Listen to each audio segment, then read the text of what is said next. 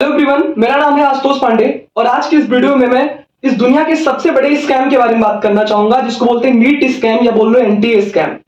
NEET exam को, जिसका full form होता है नेशनल एलिजिबिलिटी एंट्रेंस टेस्ट, इसको एक एजेंसी कंडक्ट कराती है जिसका नाम है नेशनल टेस्टिंग एजेंसी, जिसपे दुनिया का सबसे बड़ा स्कैम किया है। आज आज बच्चों के साथ में सबसे बड़ा ब्लेंडर हुआ है, सबसे बड़ा स्कैम हुआ है। जो भी नीट 2024 का एग्जाम लिखे थे, मैं इकलौता ऐसा स्टूडेंट नहीं हूं या फिर मैं इकलौता ऐसा इंसान नहीं हूं जो इस टॉपिक के ऊपर वीडियो बना रहा हूं। बहुत सारे ऐसे बच्चे हैं, बहुत सारे ऐसे स्टूडेंट हैं जो इस टॉपिक के ऊपर वीडियो बना रहे हैं, या उनकी प्रॉब्लम्स को अगर आप सुनेंगे तो आपकी आंखों से आंसू निकल जाएंगे। एक बच्चे का एक साल बहुत इंपॉर्टेंट होता है, एक बच्चे के लिए एक साल बहुत क्रूशियल होता है। आज की इस वीडियो में मैं आपको कुछ खास चीजें बताऊंगा जिसकी हेल्प से आप समझ पाएंगे कि एनटीए ने कितना बड़ा स्कैम किया है। क्यों ऐसा हम कह सकते हैं कि पेपर लीक हुआ है, उसका मेरे पास में पूरा प्रूफ है। पेपर लीक हुआ, एनटीए ने गलत रिजल्ट पब्लिश किया, ऑल इंडिया रैंक में प्रॉब्लम आई। इन तीनों टॉपिक के ऊपर हम बात करेंगे। सबसे पहले बात करते हैं कि क्यों इतनी कट ऑफ बढ़ी, कट ऑफ बढ़ने के पीछे रीजन क्या है। ऐसा मैं नहीं बोल रहा हूं, टाइम्स ऑफ इंडिया की एक रिपोर्ट है कि 5 मई को नीट का एग्जाम होना था, उससे पहले 4 मई को पटना में 20 बच्चों यानी 20 स्टूडेंट्स को पेपर मिल गए थे। पहले ही 20 बच्चों के पास में नीट का पेपर था। आप दुनिया के सबसे बड़े एग्जाम को कंडक्ट कराते हो, आप नेशनल टेस्टिंग एजेंसी हो, आपसे इतना नहीं हो पा रहा है कि आप सही से एक फेयर एग्जाम करा पाओ, आपसे इतना नहीं हो पा रहा है कि आप एक बढ़िया एग्जाम करा पाओ। क्या गारंटी कि उन्हीं 20 बच्चों के पास, मैंने तो ऐसा भी सुना है कि टेलीग्राम पे एक दिन पहले पूरा नीट का पेपर सर्कुलेट कर रहा था, सारे बच्चों के पास में नीट का पेपर था। ऐसा कहा जाता है कि 20 से 25% बच्चों के पास में नीट का पेपर था। और इस चीज को आपके जी न्यूज चैनल पे दिखाया गया है कि बाकायदा जो उसमें रिपोर्ट लिखी गई है जहां पे भी लीक हुआ था पेपर, उसमें साफ साफ बताया गया कि नीट का पेपर लीक हुआ था। तो एक बात तो 100% एश्योर्ड है कि नीट का पेपर लीक हुआ। दूसरी बात, नीट के हिस्ट्री में कभी 718 नंबर नहीं है, 718 नंबर नहीं है, 719 नंबर नहीं आए। और लॉजिकली इस चीज का कोई रीजन आप नहीं दे सकते हो कि नीट जैसे एग्जाम में 718 या 719 नंबर लाना पॉसिबल है। क्योंकि अगर आप एक सही क्वेश्चन करते हो तो आपको +4 मिलते हैं, एक गलत क्वेश्चन करते हो तो आपको -5 मिलते हैं। यानी कि अगर नंबर आना चाहिए तो 715 आना चाहिए या 716 आना चाहिए। अगर एक क्वेश्चन गलत कर दिया, आपका 5 नंबर चला गया, 715। अगर एक क्वेश्चन आप छोड़ दिए तो 716। यानी 720 के पहले 2 ही मार्क्स एग्जिस्ट करते हैं, एक 715, एक 716। किसी बच्चे के 718 719 नंबर कैसे आ सकते हैं, इस बात को आपको बताना पड़ेगा। दूसरी बात, हर साल बच्चे एग्जाम देते हैं, ये बताइए किसी की ऑल इंडिया रैंक 1.5 कैसे आ सकती है, किसी की ऑल इंडिया रैंक 1.5 कैसे आ सकती है। मैं आपको बताता हूं, जो एग्जाम हुआ उसमें से 6 या 7 बच्चे ऐसे थे जो एक ही सेंटर के कह सकते हैं या फिर अगल बगल सेंटर के थे।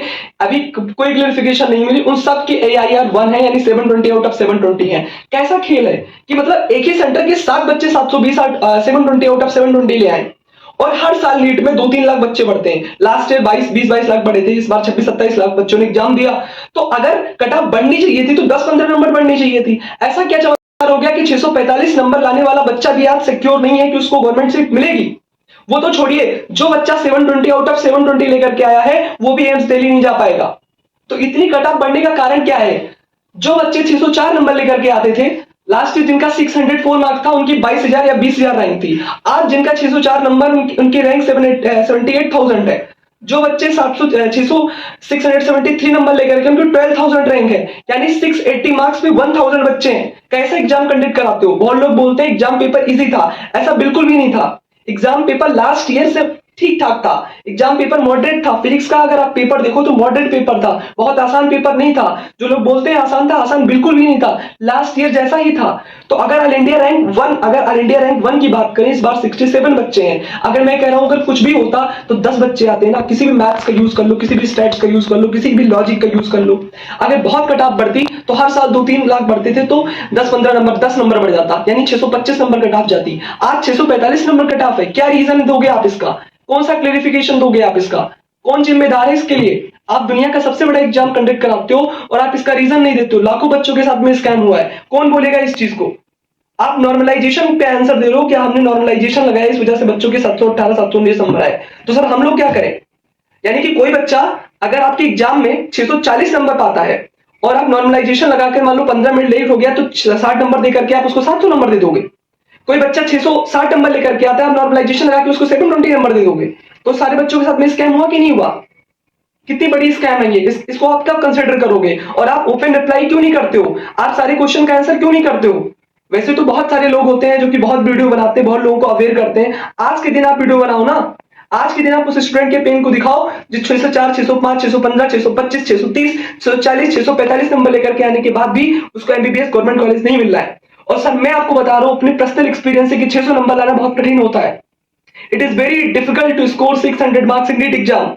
जिस एग्जाम में +4 -5 का खेल चलता हो उसमें 600 नंबर लाना बहुत बड़ी बात होती है। आप इस चीज का रिप्लाई करें। मैं सारे लोगों से अपील करता हूं, सारे लोगों से रिक्वेस्ट करता हूं, खास करके ध्रुव राठी और बहुत सारे ऐसे यूट्यूबर्स हैं जो कि बहुत बड़े बड़े यूट्यूबर्स हैं, या फिर आप किसी भी, आप यूट्यूबर हो ना हो, आप किसी भी फील्ड के स्टूडेंट हो, आप प्लीज आकर के सपोर्ट करो। मेरा बोलने का बिल्कुल भी मन नहीं था, मेरी स्थिति नहीं थी। मैं कल आया हूं, किसी तरीके से मेरा 24 घंटा कटा है, मुझे ही पता है। ऐसे सारे स्टूडेंट की यही हाल है, बट फिर भी मैं बोल रहा हूं आप सबकी हेल्प चाहिए, आप सबका सपोर्ट चाहिए। हम लोग का फ्यूचर सेव कर लीजिए, हम लोग का फ्यूचर खतरे में। Thank you so much.